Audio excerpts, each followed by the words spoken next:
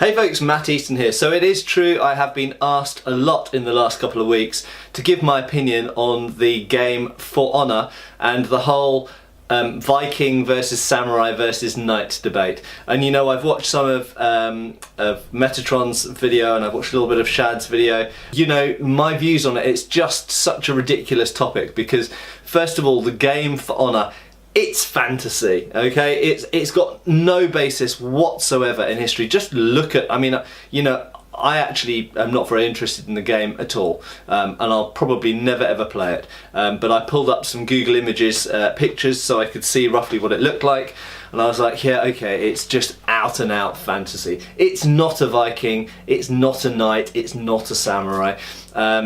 If we were talking about this historically, it gets a little bit more interesting, and that's what, you know, my good man Metatron attempted to do, I think, more so. And you know, the Viking, for example, did Vikings, I realised this comes from, is it Matt Patz? I don't know, I don't watch his channel, but this all comes from his original video talking about the contrast between samurais and knights and Vikings, and it's a lot of what he said was just complete rubbish. I watched a little bit of that video and I just turned it off. I've got better things to do with my time, but like making videos for you guys. But the yeah, the Viking. Okay, so what period are we going to pick this in? Well, first of all, knight and Viking, you've got to realise these are things that almost didn't really overlap. What is a knight? Well, a knight is a mounted, and that's, I'm going to come back to that point in a minute, is a mounted noble, actually, or gentleman from around the middle of the 11th century onwards. Okay, now Vikings weren't really the last Viking raids were in the 11th century, so the overlap between what we could call knights, which at that time would be like the mounted men we see on the Bayeux Tapestry, for example. So Normans, you know, who were based themselves, they based their horse culture on the Franks, on Carolingian cavalry doctrines. So if we look at early knights, they're not really knights, and they're certainly not like knights that you see in this game For Honor. Okay, so the knight that I've seen pictures of from the game For Honor, he has what looks like a longsword, and he's got little bits of plate armor on top of his mail, and with bits of leather and lots of straps, just like computer games like Assassin's Creed love to have. Lots of leather, lots of studs, lots of straps. It's basically bondage gear with little bits of metal added onto it. Or little bits of extra metal above and beyond the normal bondage gear. But so the knight in that computer game, in that video game, doesn't look at all. I mean, what period is that supposed to represent? I don't know. It certainly doesn't look like a knight who would be from the same period as a Viking, and the Viking doesn't look anything like any historical Viking. And so Matt Patz, or Matt's Patz, whatever his name is, his video doesn't make any sense anyway. He says stuff about Vikings not having armor. This is complete rubbish. You know, some of the best examples of migration era armor that we have are from Vendel in Sweden, and other places in Scandinavia. So very clearly the Scandinavians did have armor, they did have helmets, they did have mail shirts. And you know, if we're looking at a knight of the same period of the, well, let's say the 11th century, so the period where there's this small overlap between Vikings and knights, they're wearing very similar armor. Okay, so you know, the Normans, okay, if we use the Bayeux Tapestry example, the Normans, the Northmen, they were descended from, or at least the nobility, the ruling class, were descended from the Danes and the Norwegians who settled in what became known later as Normandy in northern France, in northeast France. So you know, the Normans themselves, who really brought to England, at least, they brought knights to England, they were descended from Vikings. So it's just a ridiculous comparison. So really, actually, what the computer game is comparing is not things from the same period, it's comparing things from a different period as well as a different geography.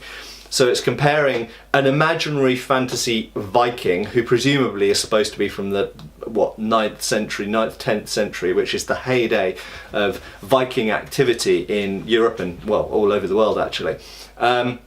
Compared with essentially a fantasy knight who's wearing something like what early 14th century armour, I guess. You could kind of, if someone was holding a gun to your head and said, date that night, not go out with him for dinner, but if you like add a date, say what date does that night come from, you'd have to say it's fantasy but 14th century. He's got bits of plate, so you're into the 14th century as soon as maybe the end of the 13th century, but realistically really visible plate rather than just a coat of plates, then you're talking about the 14th century. So it's probably a kind of, I would say, supposed to be like a fantasy version of an early 14th century knight. And then the samurai. What does the samurai? I'm not like, unlike Raf on Metatron channel, I'm not qualified enough to precisely date Japanese armour, but I think it's supposed to be like 16th century feudal Japanese armour. So essentially we've got a fantasy 9th century Viking, a fantasy 14th century knight, and a fantasy 16th century samurai fighting each other. Now, so it's ridiculous. The whole question is ridiculous, and clearly they had different levels of technology, different types of armour that were intended for different purposes. And as I mentioned, I would come back to this point, the massive elephant in the room is the entire definition of a knight, at least in the early period, is someone who rides a horse, okay? So why is he fighting on foot? It's just, and the Vikings, they did ride horses sometimes, but they seem to have, or ponies probably more likely in most of Europe, but they did, just when they landed, they arrived on ships, travelled on ships, and when they arrived somewhere, they just stole the horses or ponies that were available. This is mentioned a lot in the Anglo-Saxon Chronicle, for example. Often when they land in Kent, it says they steal all the horses, which probably means what we would call ponies at that time, because the Normans hadn't brought big horses into Britain yet. They steal all the horses and then they rampage around and then they quickly run away again. Okay, so they avoided conflict a lot. So it's completely, it's the knight is supposed to be mounted on a horse. The samurai, could be on horse, could be on foot. The knight, admittedly, could be on horse, could be on foot. But it's a ridiculous comparison. Now, if we actually, this is I suppose to satisfy the fantasy element and the gamers out there, if these three if we took the historical people, so if we took a 9th century Viking with, you say they've all got the same level of experience and they're the same physical size and they're the same strength and age and fitness and all this kind of stuff. If we take a 9th century Danish Viking, okay, if we take a 14th century French knight, okay, and if we take a 16th century Japanese samurai of equal, relative to their cultures, equal experience and skill and age and fitness and all of this kind of thing, and we make them fight in an arena, who would have the upper hand? Well, I will answer this question, because why the hell not? I personally think that the 14th century European knight will have the advantage. Why? Well, first of all, the Viking doesn't stand a freaking chance, okay? He's way less armoured than the 14th century knight or the 16th century samurai are. He's got, generally speaking, weapons of, I won't say lower quality, but of less complexity than the 14th century knight has and the 16th century samurai has. Even if we assume they all have swords, the Viking would usually use a shield, pretty much always use a shield, unless he's using a Dane axe or possibly a two-handed spear, but usually he'd use an axe and shield or a sword and shield. So if we give them similar weapon sets, so we say that the Viking's got a sword and shield, the 14th century knight, let's say he's got a long sword, and let's say the 16th century samurai has got a katana or a tashi perhaps, okay, and they fight each other. I think the Viking doesn't stand much chance because too much of his body is exposed and uncovered and unarmoured, okay. In terms of the knight versus the samurai, they're actually very similar, okay. In my opinion, the Japanese armour is lighter and less protective and is particularly not very well designed to deal with the longsword, okay. So that's the first thing. The person using the longsword against another armoured opponent is going to use the point a lot and is going to grapple and half sword a lot.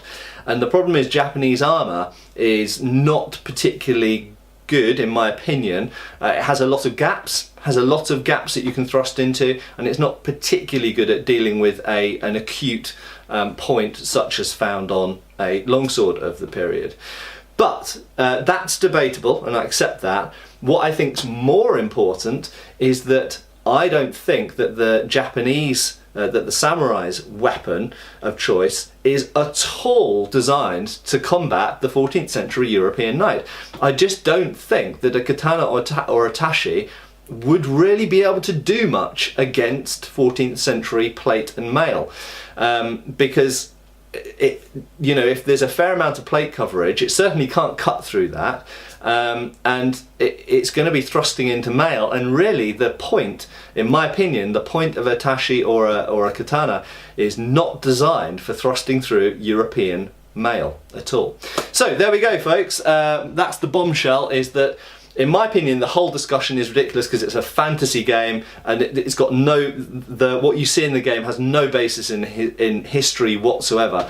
But to sum up, I believe that if you took a 9th century Viking and a 14th century knight and a 16th century samurai, and they were all of equal physical and experience levels, and you made them fight each other, I think the European knight would have the edge, although it would be a close run thing between the knight and the samurai, and I think the Viking would be utterly screwed. Cheers, folks. Thank you for watching. Please subscribe, follow us on Facebook.